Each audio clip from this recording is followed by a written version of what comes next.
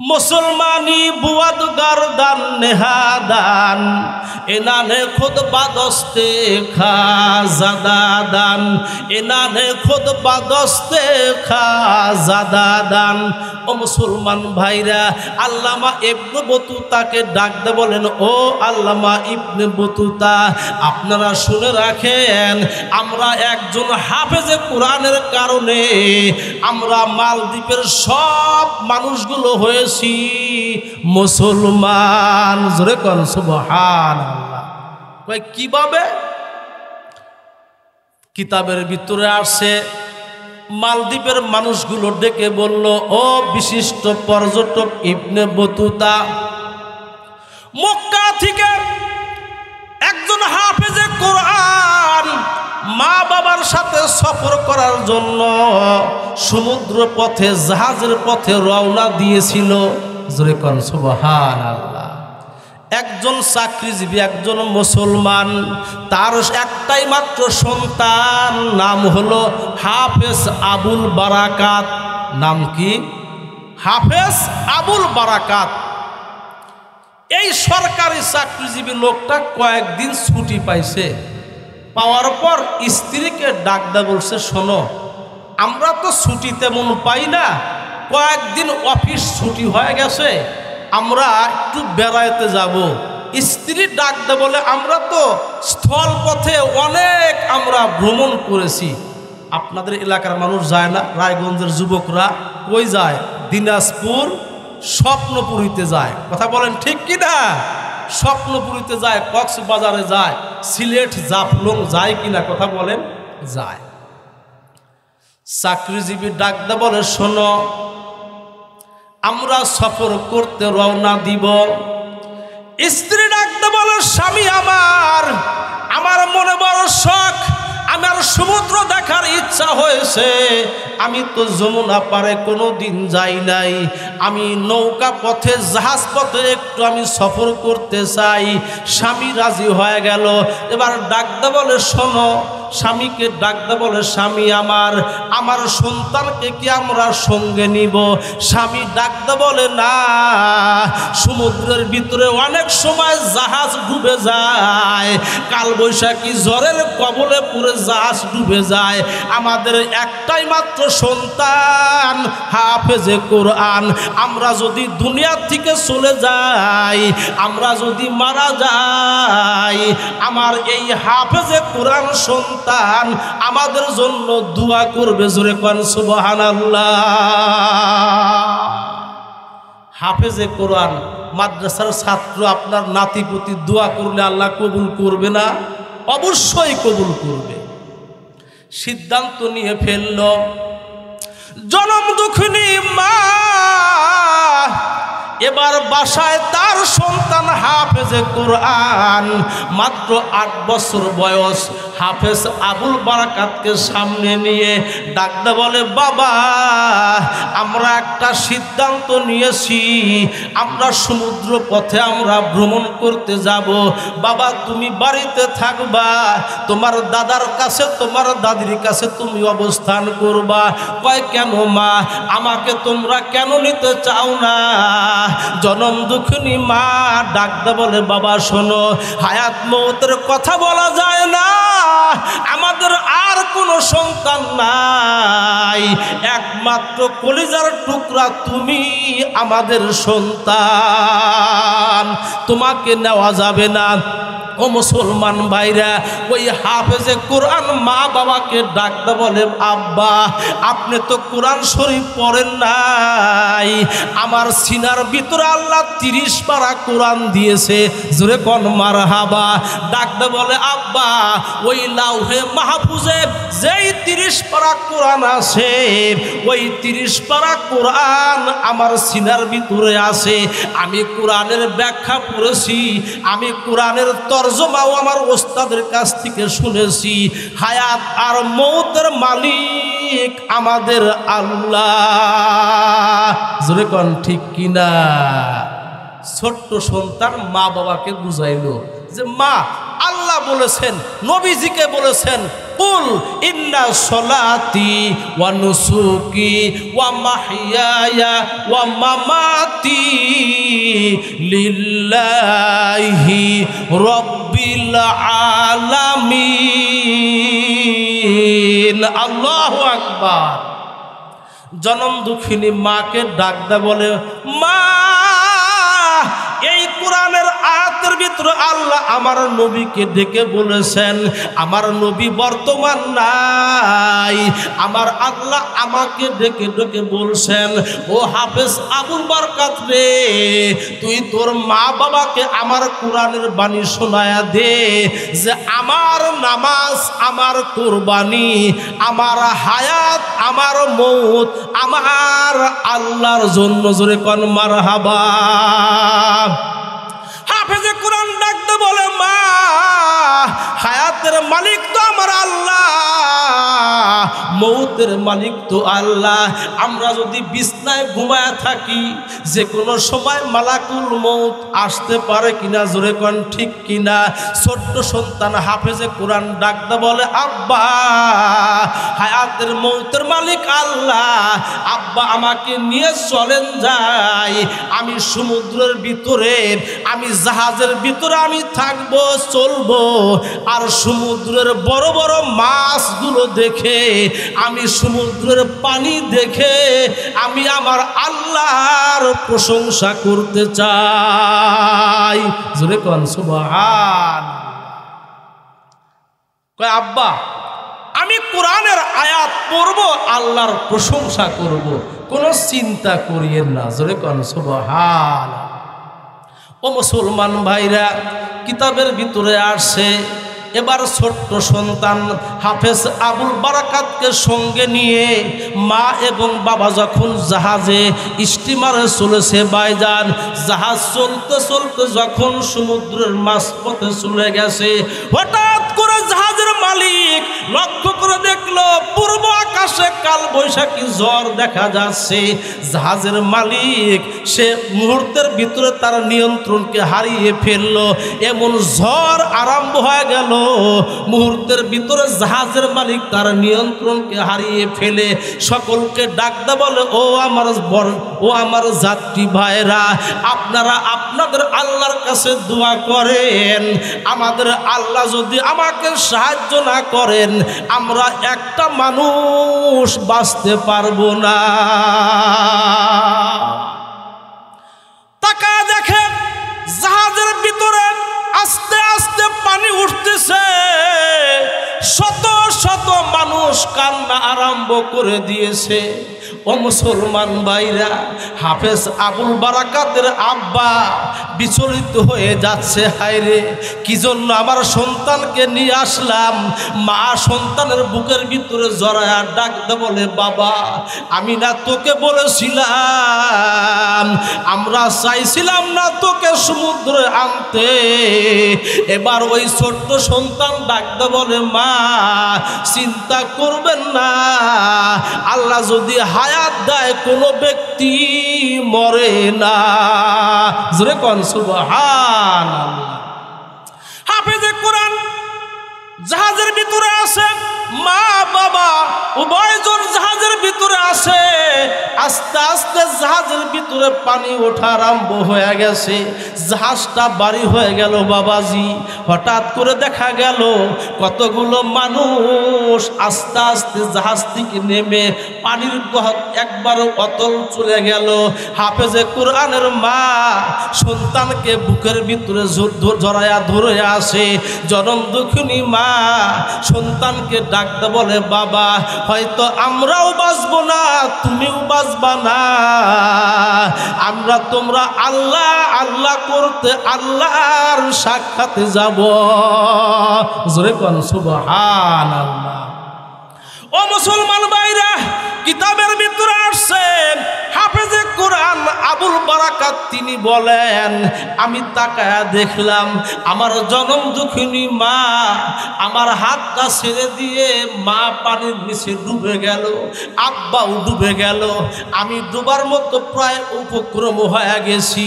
আমি আল্লাহকে ইশারা করে ডাক দিয়ে বললাম, রব্বুল আলামিন তোমার লাউহে মাহফুজে যেই 30 পারা কোরআন আছে, ওই 30 পারা কোরআন আমার সিনার ভিতরে আছে। জোরে কোন আল্লাহু আকবার। আল্লাহ তুমি যদি চাও তোমার লাউহে মাহফুজকে পানির ভিতরে ডুবাইয়া মারতে আমার কোনো আফসোস নাই, কিন্তু আমার সিনার ভিতরে তোমার কালাম আছে। জোরে কোন আল্লাহু আকবার। ও মুসলমান ভাইরা, হাফেজে কোরআন এই দোয়া করার মাত্র আল্লাহ রব্বুল আলামিন কুদরতি ভাবে ওই হাফেজে কোরআনের এই সিনার ভিতরে নিচ থেকে একটা বড় একটা তখতা আল্লাহ বাসায় দিলেন। জোরে কোন সুবহানাল্লাহ। হায়াতের মালিক কে? আল্লাহ। ও মুসলমান ভাইরা, হাফেজে কোরআন বুকের নিচে তক্তা পেয়ে পড়লেন আলহামদুলিল্লাহ। জোরে কোন আলহামদুলিল্লাহি রব্বিল আলামিন। হাফেজে কোরআন মনের আনন্দে আল্লাহর কৃতজ্ঞতা প্রকাশ করলেন। হাফেজে কোরআন এবার ওই তখতার উপরে উঠে ভালো করে বসে হাফেজে কোরআন ডান হাত দিয়ে এবং বাম হাত দিয়ে দুই সাইডের পানিগুলো মারছেন, বৈঠার মতো আঘাত করতেছেন আর পড়ছে লা ইলাহা ইল্লাল্লাহ লা ইলাহা ইল্লাল্লাহ। ও মুসলমান ভাইরা, হাফেজে কোরআন ওই তক্তার উপরে শুয়ে থেকে একবার ডান দিকে পানি বাড়ি দেয় আর একবার বাম দিকে পানিতে বাড়ি দিয়ে হাফেজে কোরআন চলতেছে। গভীর রজনী হয়ে গেছে, চতুর্দিকে অন্ধকার। কোথায় যাবে হাফেজে কোরআন? আল্লাহকে ডাকতে বলে, আল্লাহ তুমি তো হায়াতের মালিক, আল্লাহ তুমি তোমার কোরআনকে সম্মান দিয়েছো, আল্লাহ আমি তোমার কাছে দোয়া করি, আল্লাহ তুমি আমাকে এই তখতাটা এমন একটা নিরাপদ জায়গায় বিরায়া দিও। জোরে কোন সুবহানাল্লাহ। ও মুসলমান ভাইরা, কিতাবের ভিতরে আসে হাফেজে কোরআন গভীর রজনীতে চলতেছে। চলতে চলতে হঠাৎ করে পূর্ব আকাশের দিকে তাকায় দেখে পূর্ব আকাশে সূর্য উদয় হবে, পূর্ব আকাশ ক্লিয়ার হয়ে গেছে। হাফেজে কোরআন আল্লাহর কাছে ডাক কয়, আল্লাহ তুমি আমাকে সাহায্য করেছো, আল্লাহ তোমার সমস্ত প্রশংসা একমাত্র তোমার জন্য। হাফেজে কোরআন আস্তে আস্তে পানিতে আঘাত করতে করতে ওই তখতাটা এমন একটা কিনারায় গিয়ে ঠেকলো, ওটাই হইল মালদ্বীপের একটা জায়গা। জোরে কোন সুবহানাল্লাহ। হাফেজে কোরআন এবার ওই তখতা থেকে লাফ দিয়ে জমিনে নামলেন। নামার পর সামনের দিকে আগায় তাকায় দেখে একজন ব্যক্তির হাতের ভিতরে ঘন্টি বাজাইতেছে। একজন হিন্দু মানুষ, একজন হিন্দু ব্রাহ্মণ সামনে পড়ে গেল। হাফেজে কোরআনের মাথার ভিতরে আছে টুপি। হাফেজে কোরআন তার সামনে পড়া মাত্র ওই ব্রাহ্মণ ডাকতে বলে, বাবা জানতে চাই তোমার ঠিকানা কোথায়, তোমার নাম কি একটু বলো। হাফেজে কোরআন ডাকতে বলে, ভাইজান আমার বাড়ি হলো মক্কা, আমি এই চীন দেশে সফর করার জন্য আমরা রওনা দিয়েছিলাম। আমি হইলাম মুসলমান, শুধু আমি মুসলমান নয়, আমার সিনার ভিতরে আছে 30 পারা কোরআন। জোরে কোন সুবহান। এবার ব্রাহ্মণ ডাকদা বলে, বাবা শোনো, আমি হইলাম একজন ব্রাহ্মণ, এই গোটা এলাকাটা হলো হিন্দু অধ্যুষিত এলাকা, সাবধান তুমি তোমাকে নিজেকে মুসলমান বলে তুমি পরিচয় দিও না। যদি এই এলাকার মানুষ জানে তুমি মুসলমান, তুমি হাফেজে কোরআন, তোমাকে কিন্তু জিন্দা রাখবে না, তোমাকে শহীদ করে দুনিয়ার থেকে বিদায় করে দিবে। জোরে কোন নাউজুবিল্লাহ। ও মুসলমান ভাইরা, হাফেজে কোরআন চিন্তায় পড়ে গেলেন। হাফেজে কোরআন মনে মনে আল্লাহকে ডাকতে বলেন, আল্লাহ তুমি আমাকে সমুদ্র, তুমি আমাকে মারো নাই, তুমি হায়াত দিয়েছো। আল্লাহ আমার দৃঢ় বিশ্বাস পৃথিবীর কোনো শক্তি আমাকে হত্যা করতে পারবে না। জোরে কোন সুবহানাল্লাহ। ও মুসলমান ভাইরা, হাফেজে কোরআন আস্তে আস্তে একটা বাড়ির কিনারায় গেলেন, গেটের সামনে গিয়ে দাঁড়ায় গেলেন। দাঁড়ানোর পর আওয়াজ দিলেন, কে গো আছেন বাড়িতে, একটু বের হয়ে যান। এবার একজন বুড়ি মা সামনের দিকে সামনের দিকে আগায় আসছে। দেখে মাথার ভিতরে টুপি, সুন্দর জুব্বা পরা। ডাকতে বলে, বাবা তুমি কি মুসলমান? কয় হ্যাঁ। ডাকতে বলে, মা আমাকে একটু থাকতে দেন, আমি একটা পথহারা সন্তান, আমি হলাম একজন হাফেজে কোরআন। এবার হিন্দু মহিলা ডাকতে বলে, বাবা শোনো, একেতে তুমি মুসলমান, দ্বিতীয়ত আমার তো এক্সট্রা কোনো ঘর নাই, আমার স্বামী দুনিয়ার থেকে বিদায় নিয়ে চলে গেছে। আমার ঘরে 16 বছরের মাত্র একটা যুবতী কন্যা আছে, একটা মাত্র রুম, একটা মাত্র ঘর, আমি তোমাকে কেমনে কোথায় থাকতে দিব? এবার হাফেজে কোরআন ডাকতে বলে, মা আমি অনেক ক্লান্ত হয়ে গেছি, মা আমাকে আপনার ঘরের ভিতরে থাকতে দেওয়া লাগবে না, মা আপনি যদি অনুমতি দেন আমি আপনার এই ঘরের বারান্দায় অবস্থান করব। জোরে বলুন সুবহানাল্লাহ। হিন্দু মহিলা কয়, ঠিক আছে বাবা থাকো। রাত্রিতে একদিন চলে গেল। সকালবেলা হাফেজ আবুল বারাকাত হিন্দু মহিলার দিকে তাকায় আসে। হিন্দু মহিলা ডাকতে বলে, বাবা তোমাকে খাদ্য দেওয়ার মতো সমর্থ আমার নাই, তবে শোনো। এবার হাফেজে কোরআন ডাকতে বলছে, মা রিজিকের মালিক আপনিও নয়, রিজিকের মালিক হলো আমার আল্লাহ। জোরে কোন ঠিক কিনা? ইন্নাল্লাহা ইয়ারযুকু মাইয়াশাউ বিগয়রি হিসাব। আল্লাহু আকবার। হাফেজে কোরআন ডাকতে বলে, মা রিজিকের মালিক তো আপনি না, রিজিকের মালিক আমার আল্লাহ। কথা বলেন কে? আল্লাহ। ডাকতে বলে, মা আপনার বাড়িতে কি কুড়াল আছে? কুড়াল? কয় হ্যাঁ আছে। কয় কি করবা বাবা?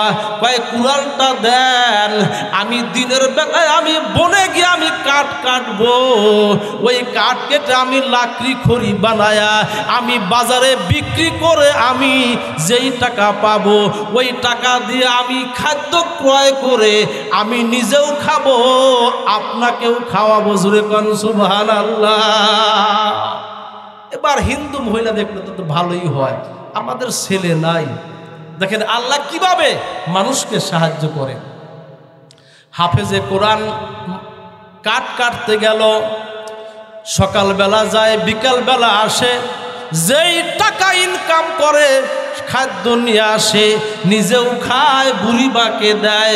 একদিন যায়, 2 দিন যায়, 1 মাস যায়, 2 মাস যায়, 4 মাস পার হওয়ার পরে একদিন হাফেজে কোরআন যখন বাড়ির গেটের ভিতরে আসছে, বাবা হঠাৎ করে ওই বুড়ি মায়ের কান্নার আওয়াজ তার কানে পৌঁছে গেল। জোরে কোন নাউজুবিল্লাহ। এবার হাফেজে কোরআন দাঁড়া গেল, ডাকতে বলে, মা 4টা মাস পার হয়ে গেল, কোনোদিন আপনার চোখে আমি পানি দেখি নাই, কোনোদিন আপনার কণ্ঠে আমি কান্না শুনি নাই, মা আপনি আপনি কি জন্য কান্দেন একটু দয়া করে বলে দেন। ওই হিন্দু মহিলা ডাকতে বলে, বাবা তোমাকে বলে কি লাভ হবে, আমার তো কোনো উপকার করতে পারবা না। হাফেজে কোরআন ডাকতে বলে, মা একটু দয়া করে আপনার বিপদের কথা বলেন। আমি হলাম হাফেজে কোরআন, আমার মালিক হলো আল্লাহ, আমি আমার আল্লাহর কাছে দোয়া করব, আল্লাহ রাব্বুল আলামিন আপনার বিপদ উদ্ধার করবেন। জোরে কোন সুবহানাল্লাহ। কয় কি বলেন? ডাকতে বলে, বাবা শোনো, আমাদের এই মালদ্বীপের সাগরের পারে একটা মন্দির আছে, ওই মন্দিরে প্রতি 1 মাস পর পর একজন নারীকে ভোগ দিতে হয়। কি দিতে হয় কথা বলেন? কয় একটা প্রতি মাসে সুন্দরী পরমা সুন্দরী নারীকে ভোগ দিতে হয়। আমরা রাত্রিবেলা রেখে আসি, সারা রাত ওখানে থাকে, সকালবেলা লাশ নিয়ে আসতে হয়। ও মুসলমান ভাইরা, হাফেজে কোরআন ডাকতে বলে, মা তাহলে কি খবর? কয় আজকে যে আমার কন্যা আছে, এই 16 বছরের কন্যার নাম আজকে লিস্টিতে উঠে পড়েছে। আমার একটা মাত্র কন্যা সন্তান, এই সন্তানকে ওই মন্দির ঘরে ভোগ দিতে হবে, সকালবেলা তো লাশ পাওয়া যাবে, এই জন্য আমি কান্নাকাটি করছি। হাফেজ আবুল বারাকাত ডাকতে বলে, মা আপনার সন্তানকে আপনি, আপনার কন্যা সন্তানকে আপনি পাঠায়া দিবেন না? আমার দেখেন, আমার তো কোনো মোষ ওঠে নাই, দাড়ি গজায় নাই, আমাকে আল্লাহ রাব্বুল আলামিন এত সুন্দর করে আল্লাহ আমাকে বানাইছেন, আপনি আমার শাড়ি পরা দিবেন, আপনি আমার 2 হাতের ভিতরে আপনি চুড়ি পরা দিবেন, আমি তাদের ওই মন্দির ঘরে যাব, তবু আপনার কন্যাকে নিতে দিব না। জোরে কোন সুবহানাল্লাহ। ডাকতে বলে, বাবা শোনো, এ কাজ করা যাবে না। কয় কেন? কয় এই কাজ করলেন যদি শুনে তুমি মুসলমান যদি ধরা পড়ে যাও, তোমাকেও দুনিয়ার থেকে বিদায় করে দিবে, আমাকেও দুনিয়ার থেকে হত্যা করে দিবে, আমার কন্যা তো দুনিয়ার থেকে চলে যাবেই। একজনের কারণে 3 জন ব্যক্তি দুনিয়ার থেকে চলে যেতে হবে। হাফেজে কোরআন ডাকতে বলে, মা আমি আমার আল্লাহর কাছে বিশ্বাস, আমার আল্লাহ আমাকে সাহায্য করবেন। জোরে বলেন সুবহানাল্লাহ। কয় ঠিক আছে বাবা। কবে আসবে? বলে আগামীকাল 10টার দিকে আসবে। সরকারের পক্ষ থেকে গাড়ি নিয়ে আমার সন্তান, আমার কন্যাকে নেওয়ার জন্য আসবে। কয় ঠিক আছে মা, আমাকে সাজায়া রাখেন, আপনার কন্যাকে লুকায়া রাখেন। জোরে কোন সুবহানাল্লাহ। ও মুসলমান ভাইরা, এবার হাফেজে কোরআনকে সাজায় এলো। হাফেজে কোরআনের 2 হাতের ভিতরে চুড়ি পরায়া দিয়েছে, হাফেজে কোরআনকে সুন্দর শাড়ি পরায়া রেডি করে রাখছে। এবার ওই মন্দিরের পক্ষ থেকে যখন গাড়ি আসছে, কতগুলো পুলিশ বাহিনী তার সাথে পাঠায়া দিছে। এবার দেখা গেল ডাকতে বলে, ও আল্লাহর বান্দি, তুমি তোমার কন্যাকে উঠাইয়া দাও।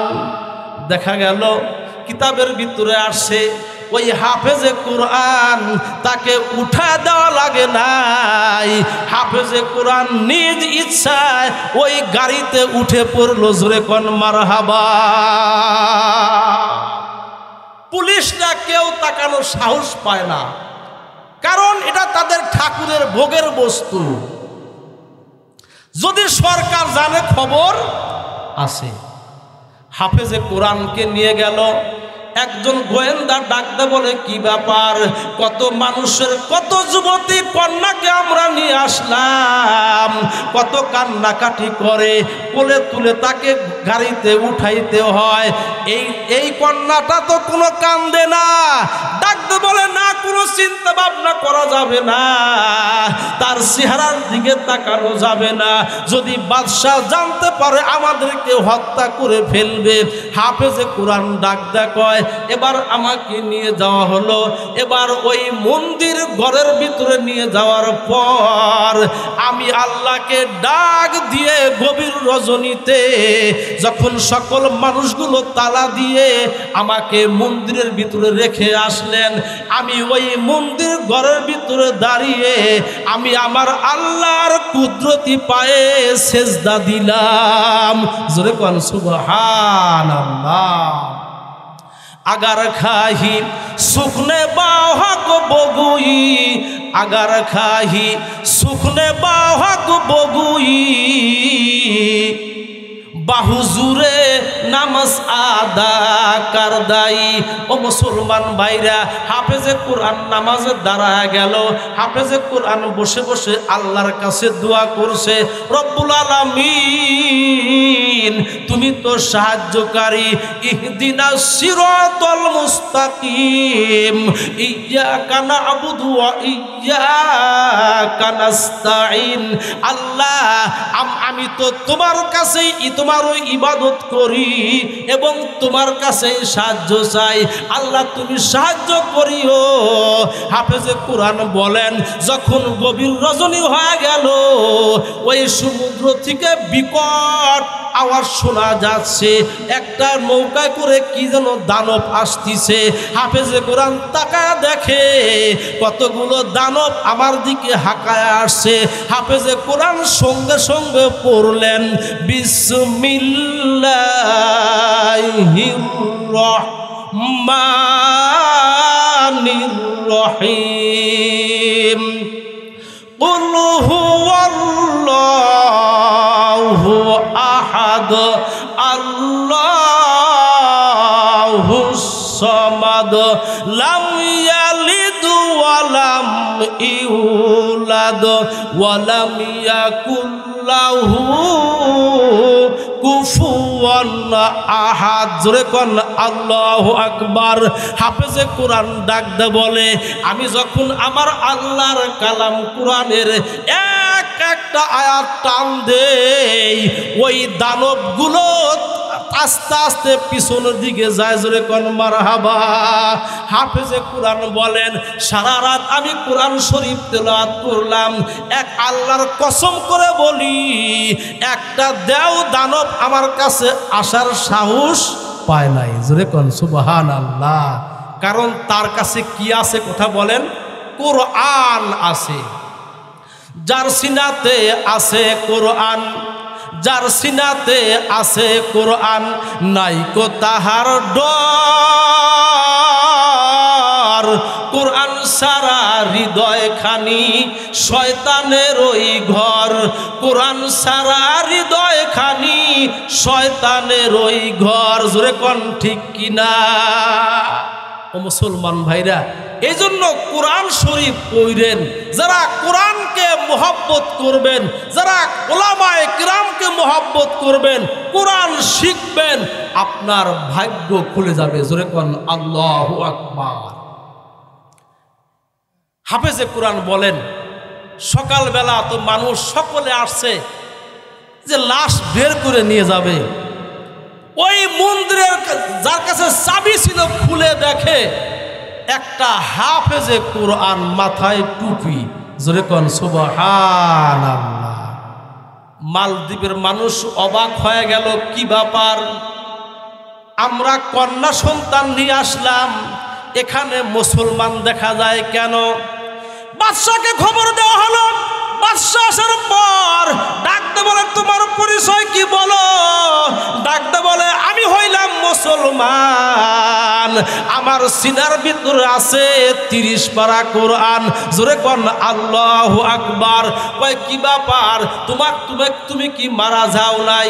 কয় না, অনেক দানব আসছিল, অনেক দেও দানব আমার কাছে আস্তে আস্তে আগানোর চেষ্টা করেছিল। আমি যখন আল্লাহর কোরআন পড়ি সমস্ত দেও দানব পিছাইয়া পিছাইয়া যায়। তাই নাকি?